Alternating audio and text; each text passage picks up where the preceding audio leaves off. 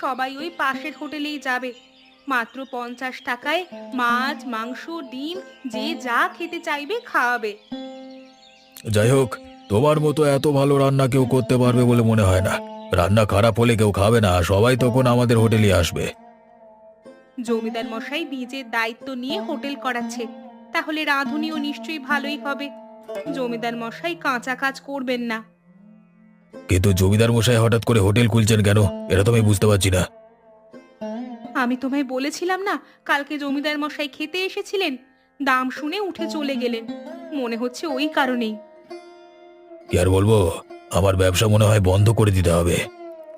তুমি কিছু দাম কমিয়ে দাও না, তাহলে দেখবে আবার মানুষজনের ভিড় লাগবে। না, দাম কমিয়ে দিলে লাভ হবে কিভাবে? তাহলে তো লস হয়ে যাবে। জমিদার মশাই হোটেল খুলছেন, ওদের অনেক টাকা পয়সা। আমি কি আর পারবো ওদের সাথে পাল্লা দিতে? তবু আমি চেষ্টা করব।